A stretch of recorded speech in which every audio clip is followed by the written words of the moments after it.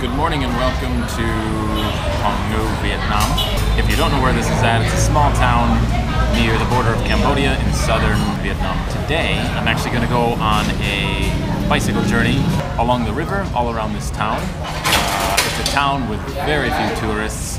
I've been here for more than 6 months and I've seen 3, so it's pretty cool. There's virtually no tourism here. There's nothing really to do except from a culture standpoint, it's like the cream of the crop. It's amazing here because everything is so untouched by Western people like me. So anyway, I'm currently ordering breakfast.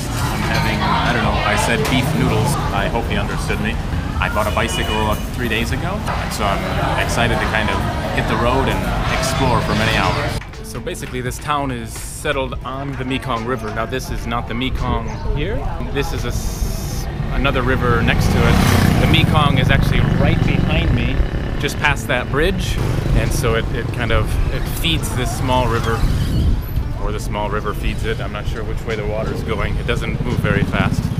But basically I'm going to go all the way down the river until the road turns. It kind of makes a complete circle and brings me back to the beginning in a way. So I think that's today's mission. And then there's more roads that I want to go down. If I cross the bridge and kind of go over there, there's so many places to explore through here. So I'm kind of excited to see what's around. What's interesting is I've been here more than 6 months, but I've been busy and I have not really got a chance to explore around here. So today's really my first day of exploring. It's about 11 o'clock now. I've kind of been out in the town running some errands at about 9. Oh wait, they love their music and karaoke. So I was out at about 9 this morning, and right now it's Thap holiday. Actually, that was yesterday. So today's day number 2 of the first of the new year in middle of February, which is weird. But anyway, so 9 o'clock, and I lost count of how many people were still outside drinking. Like tons of men sitting outside. It's a cultural thing to drink beer if you're a man. So there's just men everywhere outside drinking beer at 9 o'clock in the morning. So I don't know if they got up early and started or if they just never went to bed. So if you look carefully, you'll actually notice that all of the houses are on stilts, and this is because the river actually rises and falls apparently a lot. Like they're on some serious stilts. So as you see the footage, check it out. Many people shout at me, hello, hello. Their English is very limited. Hello. They know how to say hello, but if you stop to talk to them for a moment, they just like laugh and kind of look away because that's it. They just know hello. So some of you who have been following this channel for a while know that I've been, dust in my eye, know that I've been teaching English for a while here. And it's crazy to think that some of the students that I'm teaching, I don't know where I'm at. Some of the students that I'm teaching are actually living here in these houses, which is really crazy to think for a moment, because obviously they live in houses in these conditions. They're not the wealthiest of students, that's for sure, but their parents still invest money in the kids' future. They know, the people, everyone in Vietnam knows that if you speak English, your future is much brighter. You have a far greater opportunity to go out of this area and get a higher paying job. Oh, I think it's a dead end. Dead end. Turn around. Anyway, they know that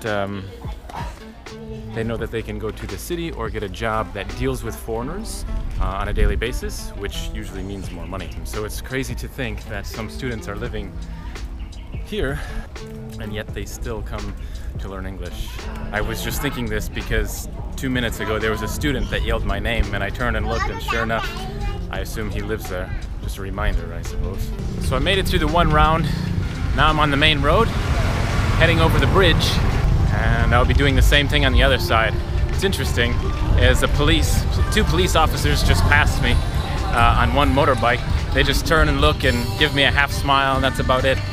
I've noticed since I've been in Vietnam, both in the city and in the countryside, there has been zero aggression or corruption towards the foreigner, me. Maybe it does happen, I have no idea, but my experience with police has been absolutely perfect. You get nothing but smiles or a look of like curiosity. Like, oh wow, a foreigner, has nothing to do with politics, nothing to do with passports, nothing to do with, let's see how we can make money off of the foreigner. So that's a really cool thing that I've noticed since I've been here in Vietnam. As I've studied other countries, I've heard that it is different.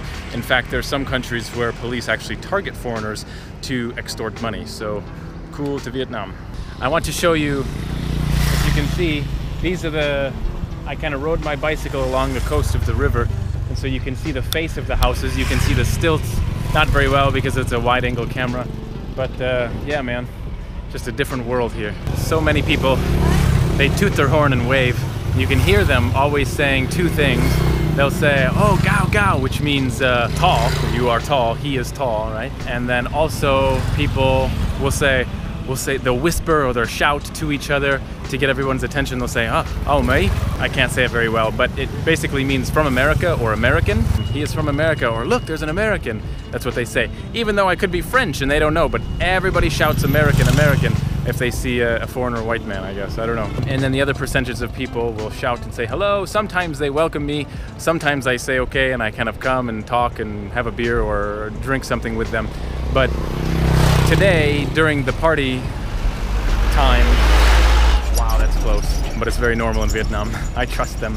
A lot of the times they are quite intoxicated, and I've learned that when you sit with someone who has had many beers already, they are a bit more aggressive and more demanding within their voice, and they don't want you to leave. They'll say one more, one more, one more, and it just goes and goes, and you physically can't get out. And if you try to get out, they get aggressive, like they get angry that you're leaving, and they'll raise their voice and they'll yell and they say, no, sit, one more, one, and they get literally mad. It's so weird. So I encourage you, if you're going to do the same thing as myself, if they're already drinking for a while, and you can read that body language, just avoid it, because it usually turns into a very long thing.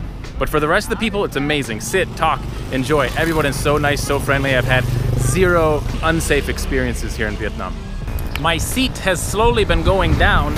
I stopped to adjust the lever so I could raise it back up again, and I was stopped for 10 seconds, and a couple pulled up on the motorbike, and in perfect English he says, do you need help?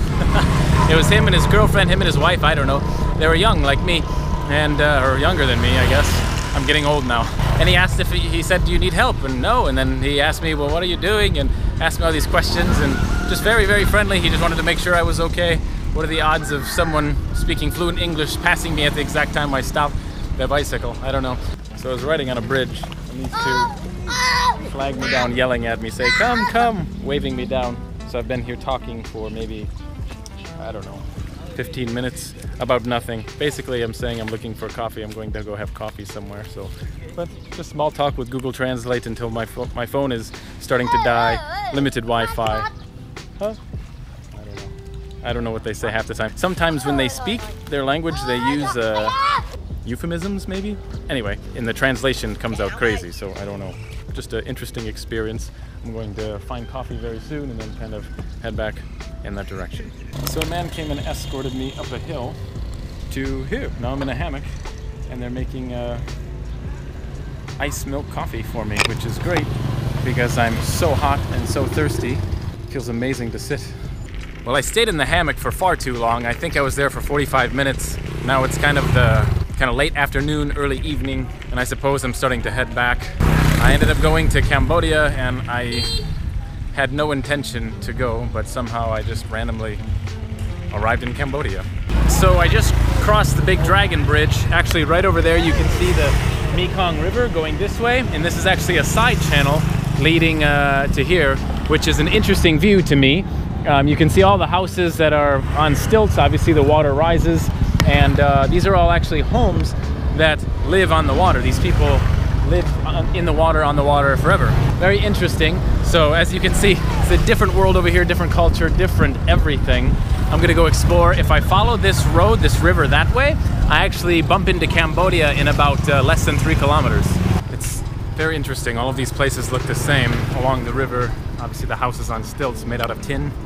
Very, very intriguing to me, very interesting to see the extremely basic way of life, very simple way of life. Obviously very difficult, but very basic way of life. If you look at the aerial view, like on Google Maps, look at the aerial view of these type of areas, hello, you will see that all of these houses are actually along the river. If you veer away from the river, they stop. It's like countryside and rice and fields. It's nothing. All of these people live along the river. Fortunately, my GPS is actually working. With the power of technology, I can tell you right now that this tree and that bamboo tree is basically Cambodia.